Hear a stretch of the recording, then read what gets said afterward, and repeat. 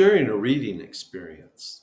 I'm not medically trained and I don't have any medical experience, but I did take down some notes from Confessions of a Medical Heretic by Robert S. Mendelsohn, MD, and I'm sharing them with you now. I hope you'll listen and receive something worthwhile from this. Remember, these are just my notes, not necessarily a report of what the book is about.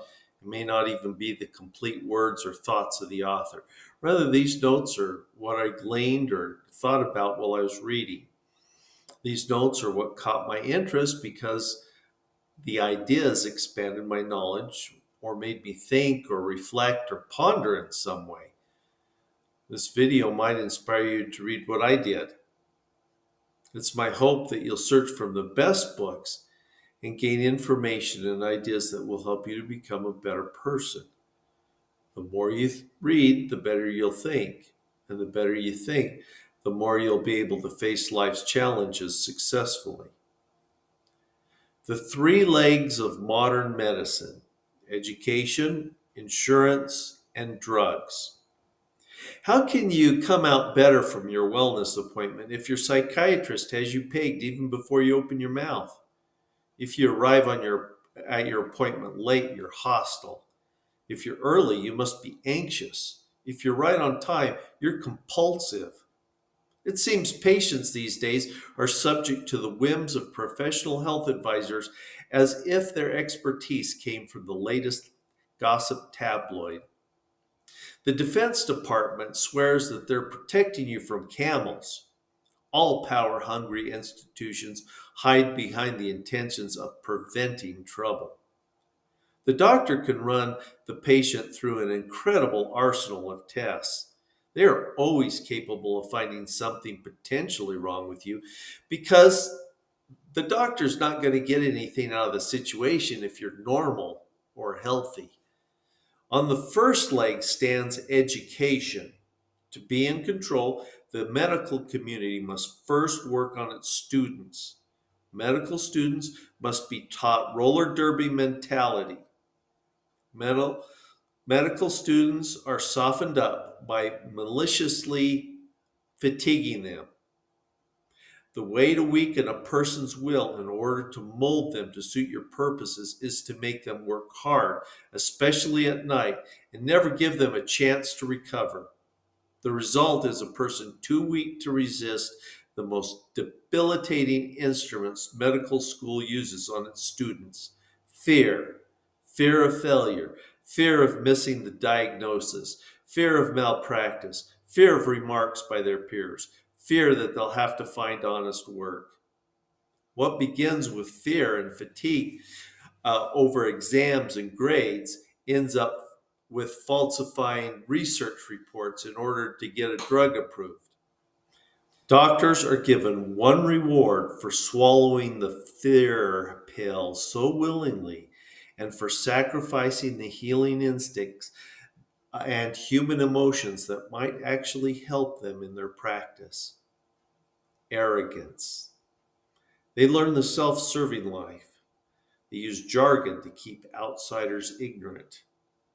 If you could understand everything your doctor was saying about you and other doctors, their power over you would be diminished.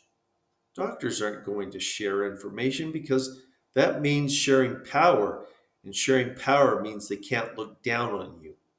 What begins with arrogance towards others ends up as a doctor prescribing deadly procedures with little regard for the life and death of the patient. I know doctors are prejudiced against those with meager physical, financial, or mental abilities because their education teaches that these people have such poor quality of life that they're better off dead.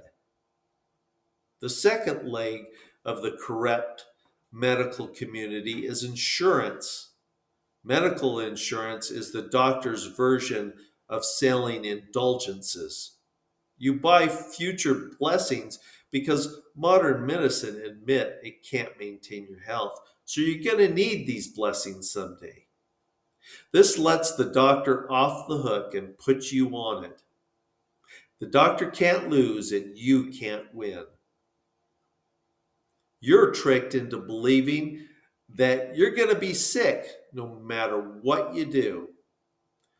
What a way to go through life. What an inspiration. The third leg in this unholy triad is pharmaceuticals. Society often drugs children as a means of control. The primary purpose of schools is not to liberate intelligence through learning, but to create properly socialized and manageable citizens. If a child is bored, can't sit still, or simply needs a spanking, they're hyperactive and need a drug. If your life isn't going the way it should, you need a drug.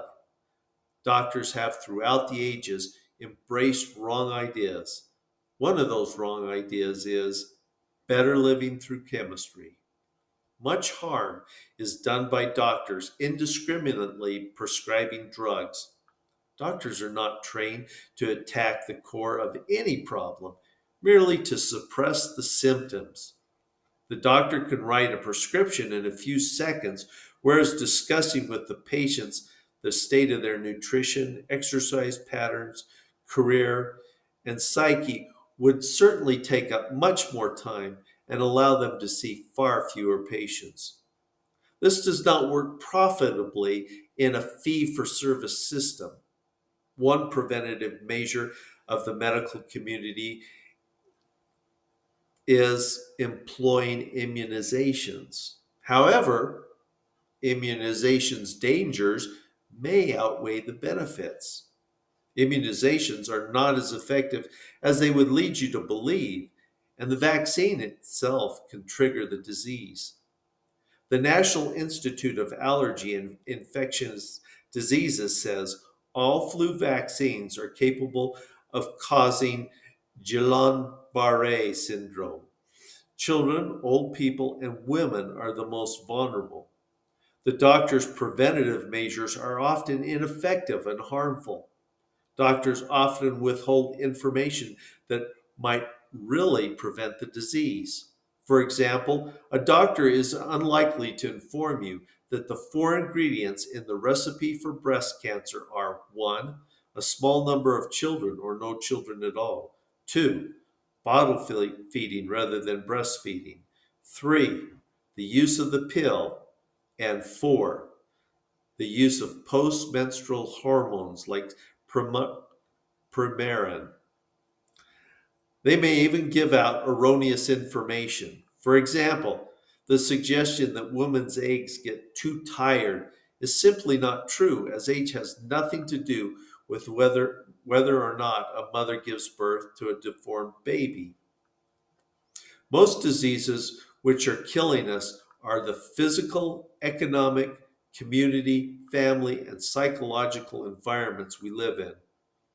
If you decide to get to the root of the problem, you will open up a closet full of medical political skeletons. Doctors claim the sacred power and ethical superiority to help propagate a profitable and continued relationship between the drug companies and the doctors. If the medical community didn't want more and more power over the individual, why would more and more medical procedures be showing up as laws? Clinical reports are financed by drug companies, then presented in lavish conventions to indoctrinate medical personnel with elaborate education sessions. Free dinners, cocktails, and subsidized research fellowships for the doctors help move things along. As if this weren't enough, forceful methods are used upon the family. If the parent feels uneasy about immunization, the door to the school is closed on them and they are labeled as abusers of their children. Drug companies are in the business of making money, and they do that by selling as much of their product as they can for as high a price as they can. Those who are concerned with nutrition and claim that a person is what they eat, or feel there must be an alternative to high priced drugs, are labeled as faddists, freaks, extremists, radicals, heretics, and quacks. The fact of the matter is, there's no safe drug. Eli William, Eli Lilly himself once said that without toxic effect is no drug at all. Medical's attack on the family, culture, and morals. Large families require more time and more money. However, families provide support for its members, which ultimately makes them more independent from government and industrial influences. If you want power over someone, first you cut them off from their family ties. Doctors will promise a woman liberation from her biology and then deliver her into the hands of far less considerate slavers. Don't listen to your mother or grandmother. Those are old wives' tales. Listen to us, the doctors. The weaker the family is, the greater the opportunity for professionals. Most people think doctors stop making house calls because they can see more patients in the office. Not only can you cram more patients into the office, but you can isolate the person from the family's influence. It's much harder for doctors to control the situation when he's a guest in your house. For his medicine to work, the doctor must impose their ethics and beliefs in place of the families. Doctors distance the individual from the families and then distance themselves from the individual. Health maintenance organizations, or HMOs, thrives on the breakdown of the family. Where do HMOs flourish? Where families have little influence. Ask Henry Kaiser, who set up his Kaiser Permanente HMO in California. You go to where the universities are, where people have no families because the students and faculties are far from their homes. Pediatricians will often make new mothers feel unequal in looking after the welfare of their baby by incessantly badgering them with the do's and don'ts regarding every aspect of the baby's care. And if God made a mistake by not filling her breast with Simulac, she is told that man made formula is every bit as good for the baby as her own breast milk. They don't want you to know that man made formula is the granddaddy of all junk food. The fact is that human milk is designed for human babies, cow's milk for calves, and Similac for profit. Ignored is the fact that man made formulas cause an increased risk in gastrointestinal problems, allergies, obesity, glycemic tetany, and so forth. Whereas breastfeeding is not only better for the baby, it will protect the mother from breast cancer, stimulate hormones that reduce postnatal bleeding, shrink the uterus, and create a bond between the mother and her child. The advice that baby food should be given at 6 weeks is nonsense. There's no better food than mother's milk.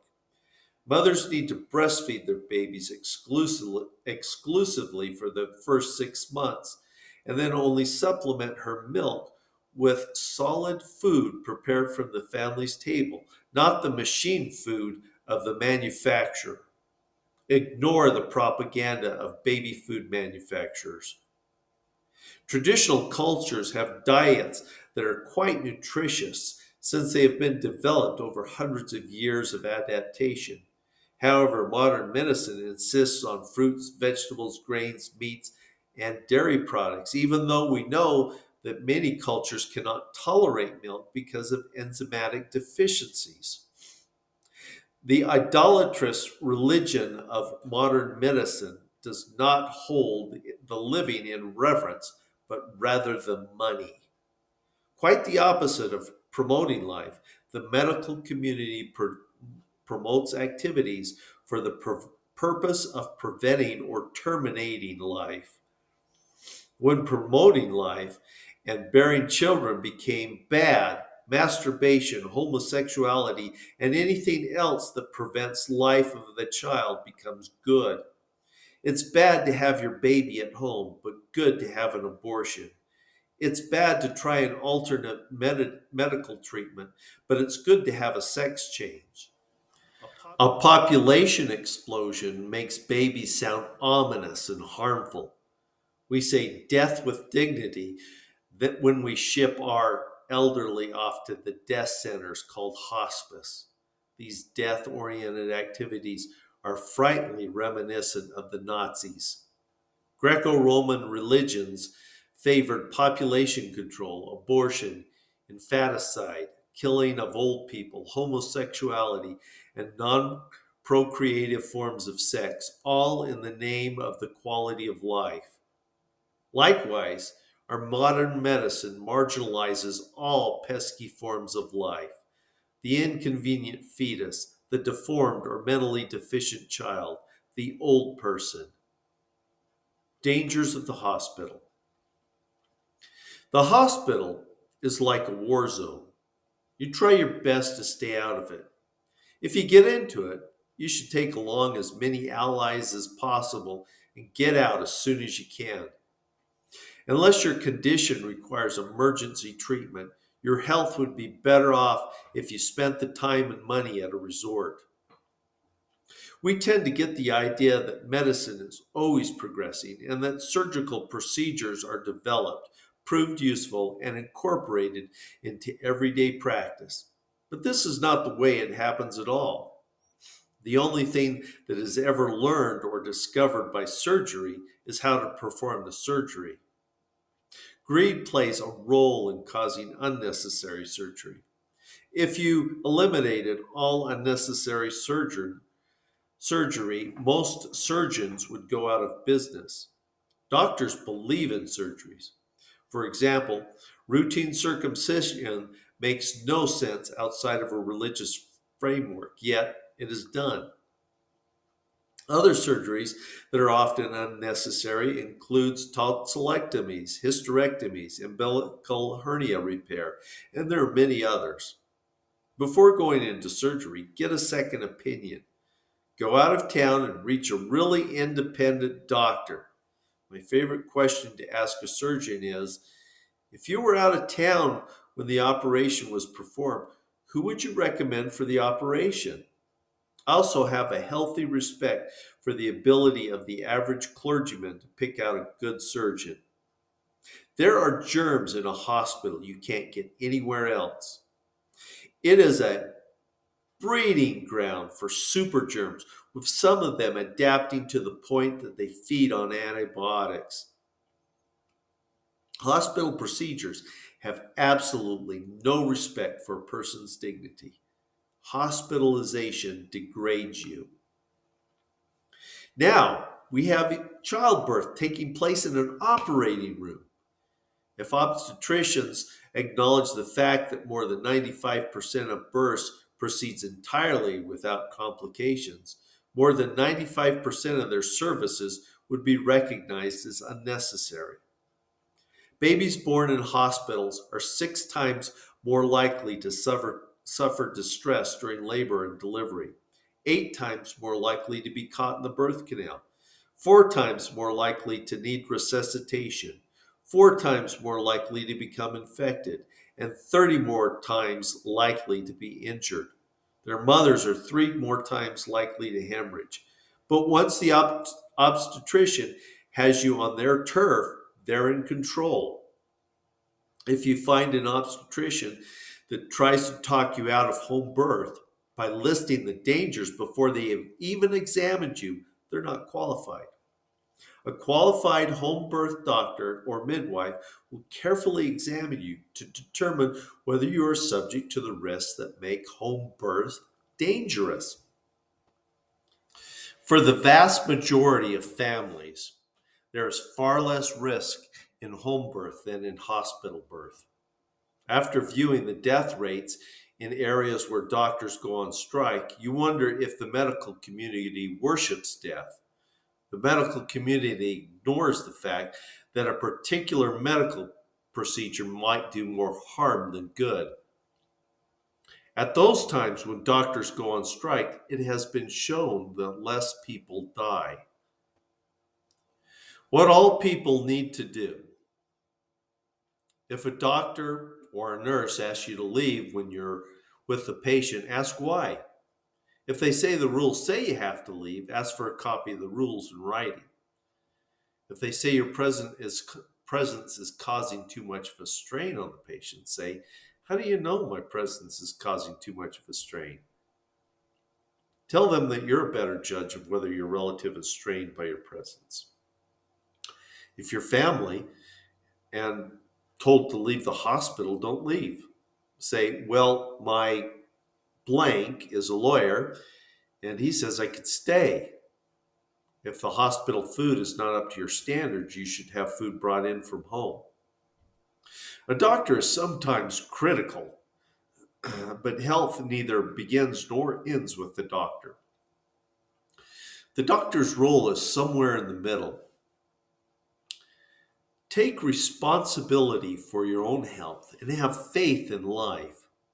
Every person needs a system of values and an ethical structure to assist them in making fundamental decisions.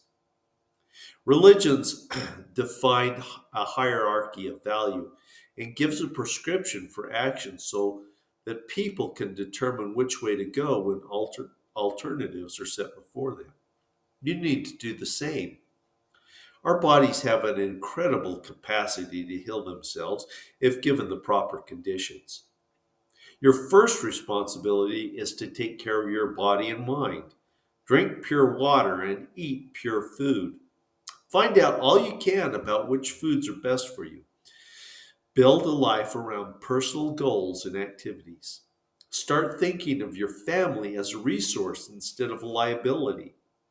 The family is a living thing and should not be pressed into conformity of thought and action characteristic of a machine. Your life needs to be first rather than you believing in a carrot and stick promise of a rat race. Are the rewards of a rat race really worth selling so much of your time, energy, and emotional commitment so you don't have anything left for yourself or your family? No system should claim to have an exclusive fix on the dynamics of health.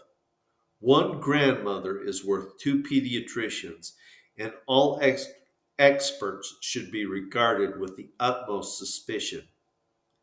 Doctors actually used to believe in the slogan of "first do no harm." Now you need to protect yourself and your family against the excesses of surgeons and drug companies in fostering off their wares. Doctors believe pills are always necessary, but you should always opt for a lifestyle change rather than start taking medication. Once you start, they have their hooks in you. And if you decide to stop taking their drugs for whatever reason, it could kill you. Again, if you're told you need drugs, it would be better to opt for a lifestyle change instead. Doctors used to say they were in the business of putting themselves out of business, but that was only a slogan. Now you don't even hear them saying it anymore. Health is a matter of choices you make, not a mystery of chance.